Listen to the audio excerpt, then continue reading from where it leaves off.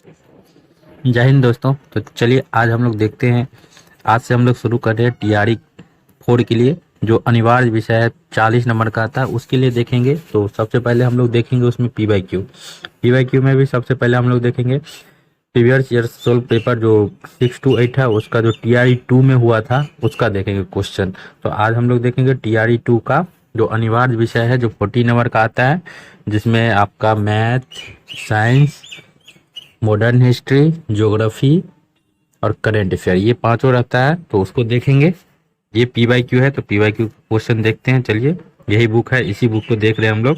32 set है, 32 के 32 set हम यहाँ पे खत्म करेंगे एक एक सेट। चलिए सबसे पहले मैथ है। सबसे पहले मैथ है। चलिए देखते हैं। जनरल स्टडी सेशन में आ गए हम लोग। तो यहाँ पे देखिए सबसे पहले मैथ है, उससे पहले हिंदी इंग्लिश ये भी है। तो वो हम लोग के लिए इम्पोर्टेंट है नहीं एक्चुअली, उसको भी करा देंगे धीरे धीरे। तो सबसे पहले जो जहाँ से नंबर हम लोग का ऐड होगा उसको देखते हैं। तो 31 नंबर क्वेश्चन से देखते हैं, जिसमें पहला क्वेश्चन मैथ का है। तो इसका हम आपको थोड़ा थोड़ा हिंट्स बता देते हैं, बाकी सॉल्यूशन का पीडीएफ आप लोग को टेलीग्राम चैनल पे शेयर कर देंगे। ये पूरा बुक का पीडीएफ ऑलरेडी शेयर कर चुके हैं। तो ठीक है। तो देखिए पहला क्वेश्चन कर रहा है मैथ का है। 8 क्वेश्चन मैथ का रहा था, तो पहले मैथ ही देखते हैं। तो मैथ में क्या कर रहा है, एक दुकानदार 2 पेंसिल और 3 रबर की कीमत 9 रुपया है और 4 पेंसिल 6 रबर की कीमत 18 रुपया। तो प्रत्येक पेंसिल और प्रत्येक रबर की कीमत निकालना है। तो देखिए इसका इक्वेशन बन जाता है ना। मान लेंगे पेंसिल एक्स और रबर वाई, तो 2x, क्योंकि दोनों का मिला के 9 रुपया है, तो 2x प्लस 3y हो जाएगा आपका 9 रुपया और 4x प्लस 6x हो जाएगा आपका 18 रुपया। और ये इसका जो समीकरण बनता है ना दोनों सेम हो जाता है, इसलिए इसका जो आंसर हो जाएगा, 31 नंबर का तो ई हो जाएगा। उपर्युक्त में से कोई नहीं, क्योंकि उसको हम लोग निकाल नहीं सकते हैं, क्योंकि सेम इक्वेशन हो जाता है ना तो उसको हम लोग सोल्व नहीं कर सकते हैं, इसलिए इसका ऑप्शन ई है। तो डायरेक्ट हम मैथ का डायरेक्ट आंसर टिक कर देते हैं। ठीक है। 32 का है, 32 का क्या आंसर है, तो 32 का ये आंसर है 37 बस। ठीक है। और 33 का जो है, 33 का आपका बी है, 27,083 घन मीटर। इसका हम सॉल्यूशन आप लोगों को दे देंगे। ठीक है। और 1 से 50 के बीच अभाज्य संख्या इजी है, क्वेश्चन बना सकते हैं। अभाज्य संख्या क्या होता है, जो स्वयं और 1 से कटे बाकी किसी से न कटे उसी को अभाज्य संख्या कहते हैं। जैसे 2, 3, तब से 5, 7, 9 नहीं होगा, फिर 11, फिर 13, इस टाइप का। तो 1 से 50 के बीच कितने हैं, ये 15 हो जाते हैं। ठीक है। अगला ये रूट टेंडर निकालना है, तो ये भी निकल जाता है। इसका सही आंसर है आपका 35/73 ये। चलिए अगला है, इसको मतलब √5 करना है। तो √5 में पहले इसको उस फॉर्मेट में तोड़ लीजिए। जैसे s के पावर 10 है ना, तो s के स्क्वायर कर लेंगे, फिर उसका पावर 5 कर लेंगे, तो स्क्वायर में 5 हो गया ना, 5 के टर्म में आ गए ना, वो ऐसे करके काट कूट के निकाल देंगे। तो इसका जो सही आंसर हो जाता है आपका, तो 5x² ये हो जाएगा 10 नंबर। अगला देखते हैं। इसको टेन थीटा वाला है, तो इसका जो आंसर हो जाएगा ई हो जाएगा। ई क्यों दिया है, क्योंकि इसको काट कूट के बनाइएगा तो इसका आंसर जो होता है 3 आता है, और 3 आंसर अथी में है नहीं, इसलिए ई हो जाएगा इसका आंसर। इसको ऐसे बना सकते हैं ना, देखिए जैसे टेन थीटा 3 tan θ = 4 है ना, तो टेन थीटा क्या था, साइन बटा कॉस। तो वैसे टेन थीटा इधर 3 चल जाएगा तो 4/3 हो जाएगा, तो साइन थीटा 4 हो जाएगा और कॉस थीटा 3 हो जाएगा। तो इसमें इक्वेशन में बिठा देंगे, इजी बन जाएगा। अगला है 38।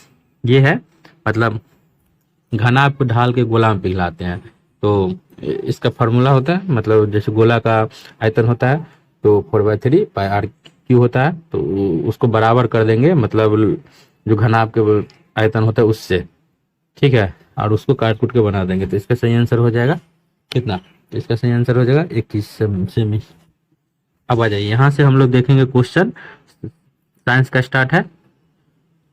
ठीक है। तो यहाँ से हम लोग क्वेश्चन देखते हैं अब एक एक क्वेश्चन। तो 39 नंबर क्वेश्चन पे आ जाते हैं। क्या कह रहा है पहला क्वेश्चन, नाभिकीय रिएक्टरों में D2O का उपयोग होता है किसके रूप में, ईंधन के रूप में, ड्यूट्रॉन के स्रोत के रूप में, या मंदक के रूप में, या उपर्युक्त में से एक से अधिक।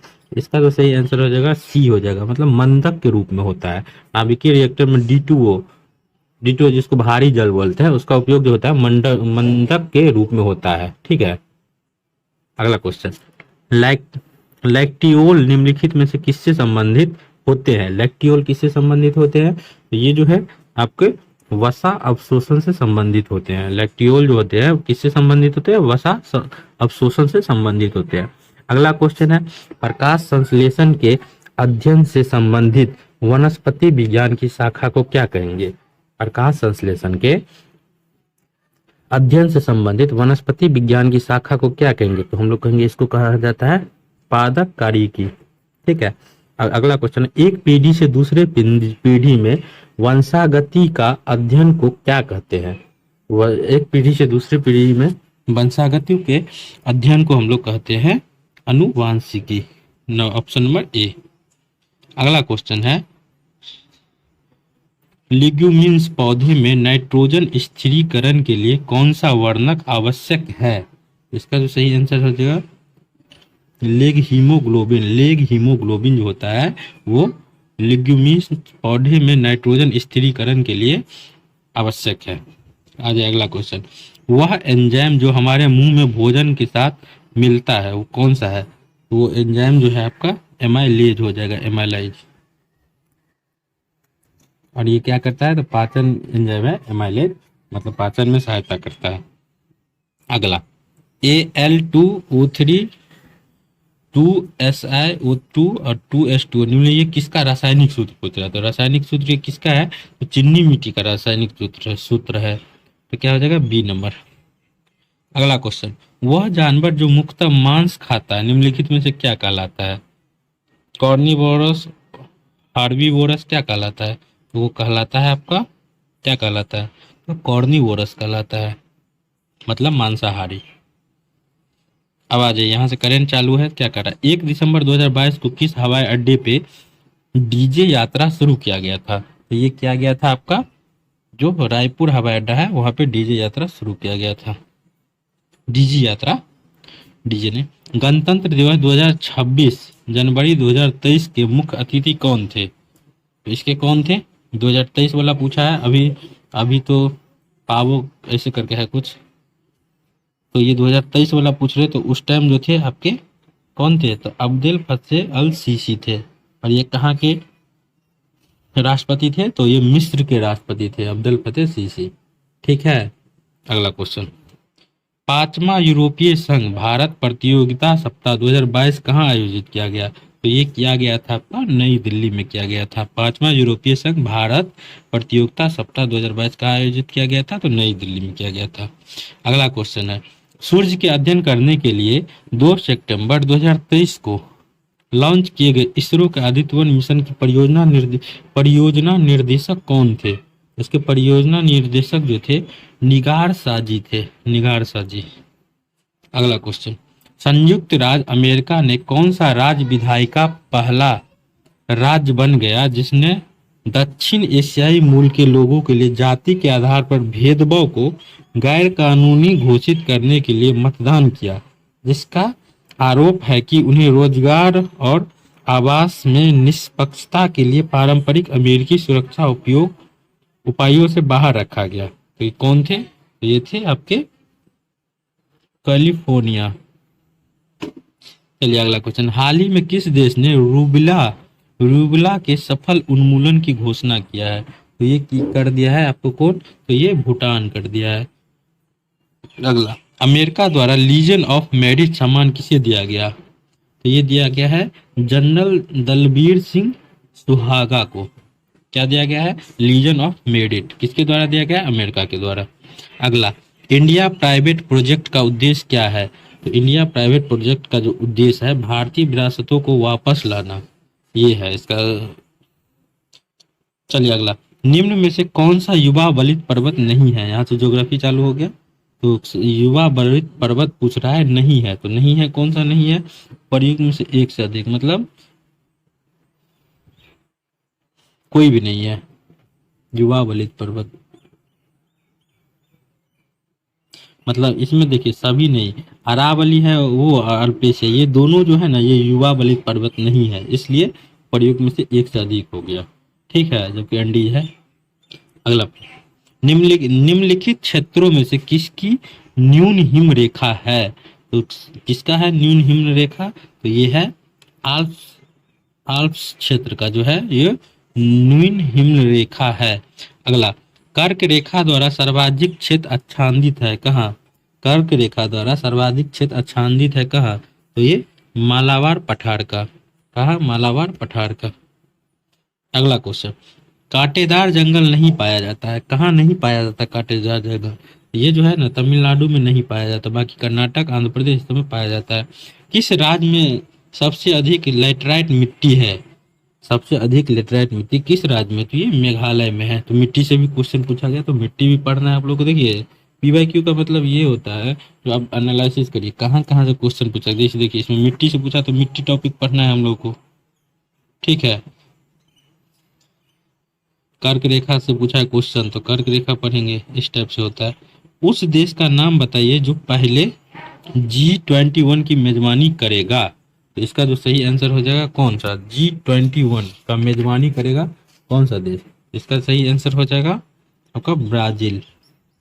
अगला, हवा में नमी नापने के लिए निम्नलिखित में से किस उपकरण का उपयोग किया जाता है? जो हवा में नमी नापते हैं उसमें से किसका उपयोग किया जाता है? तो ये हाइग्रोमीटर के द्वारा किया जाता है। नमी नमी पूछेगा तो हाइग्रोमीटर। अगला क्वेश्चन, निम्न में से कौन सी भूमध्य सागर से भारत के दक्षिणी पश्चिमी भाग की ओर चलता है? पश्चिमी विक्षोभ, काल वैशाखी, मानसून से पहले की वर्षा, कौन हो जाएगा इसमें? इसका जो सही आंसर हो गया पश्चिमी विक्षोभ जो है ये भूमध्य सागर से भारत के उत्तरी पश्चिमी भागों में चलता है। अगला क्वेश्चन, किसके नेतृत्व में संथाल विद्रोह 1855-56 में हुआ था? किसके नेतृत्व में हुआ था? देखिए तो मॉडर्न हिस्ट्री में क्या विद्रोह भी पूछा गया है, और ये विद्रोह सब पता है कहाँ मिलेगा? ये सब इम्तियाज अहमद की बुक में मिलता है विद्रोह सब अच्छे से, क्योंकि बिहार का जो है तो बिहार से ज्यादा पूछेगा ना क्वेश्चन, तो बिहार की जो मॉडर्न हिस्ट्री है वहां से मिल जाएगा आप लोग को। इसका जो सही आंसर हो जाएगा ई, प्रयुक्त में से कोई नहीं। तो कौन थे संथाल विद्रोह के नेतृत्व करता? तो देखिए उसमें थे सिंध क्या बोलते हैं, भैरव चांद कानो, सिंधो, भैरव चांद और कानो, ये चार भाई थे और यही संथाल विद्रोह के नेतृत्व करता थे। और ये कौन सा विद्रोह था? तो आदिवासी विद्रोह था संथाल विद्रोह।